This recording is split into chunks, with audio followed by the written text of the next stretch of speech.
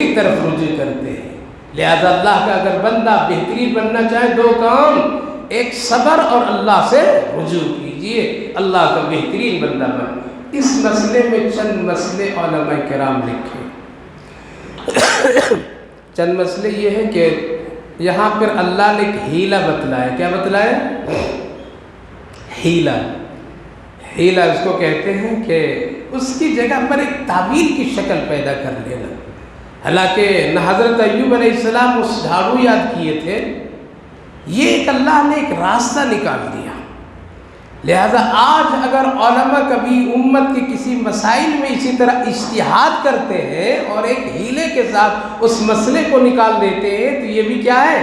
اللہ کی طرف سے امت کے لیے ایک آسانی ہے۔ اس کے سینکڑوں مثالیں دنیا میں موجود ہیں۔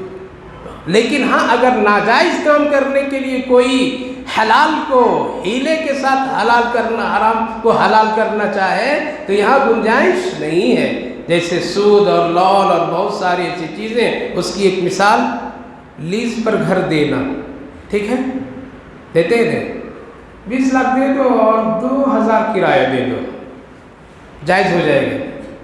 یہی تو ہی کرتے ہیں لوگ، 20,000 آپ ایڈوانس دے دیجیے اور 3,000 کرایہ دے دیجیے، لیز۔ کیا یہ جائز ہے؟ کون سا مولوی نے مسئلہ بتا دیا کہ کیا ہے؟ یہ تمہارا کرایہ اور وہ تمہارا جائز۔ یہ ہیلہ تدبیر، لیکن یہ ہیلہ جائز نہیں ہے، یہ تدبیریں ٹھیک نہیں ہے۔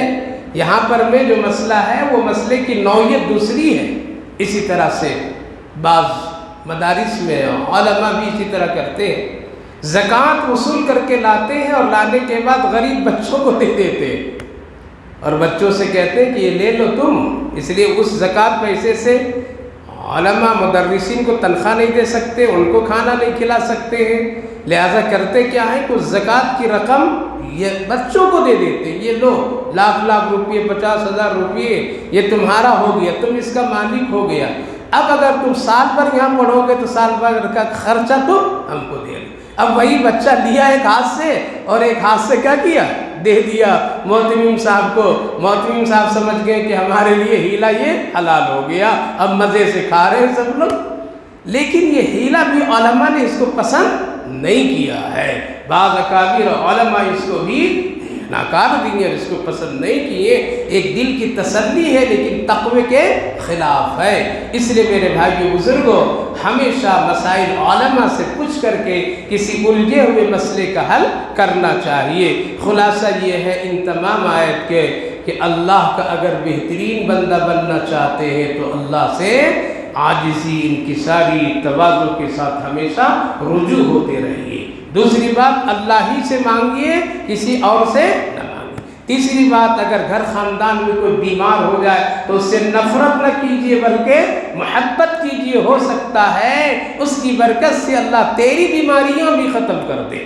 چوتھی بات، شفا اور صحت دینے والا اللہ ہی ہے، اور اللہ جب کسی بندے کو آزماتا ہے، وہ صبر کر لیتا ہے تو پہلی زندگی سے بعد کی زندگی خوبصورت اور اچھی بنا دیتا ہے۔ یہ تجربہ ہے اور یہی بزرگوں کا یہی فیصلہ ہے کہ جب صبر کر لیا جائے اس کے بعد کی نعمت اللہ بڑی اچھی عطا کرتا ہے اور بہترین بنا دیتا ہے۔ تیسری سب سے بات اہم اور ضروری یہ ہے کہ کبھی بھی اللہ کے ساتھ کسی کو شریک نہ بنائیے، ہمیشہ اسی کے ماننے والے اور اسی کے امتحان کی گھڑیوں میں ادھر ادھر مت بھٹکیے بلکہ اللہ ہی سے اپنے مسئلے کا حل کیجیے۔ انشاءاللہ اللہ جب پسند کر لیا تو دنیا پسند کرے یا نہ کرے اللہ عزتیں عطا فرما دے گا۔ اللہ آپ کو بھی ہم کو بھی اس کی توفیق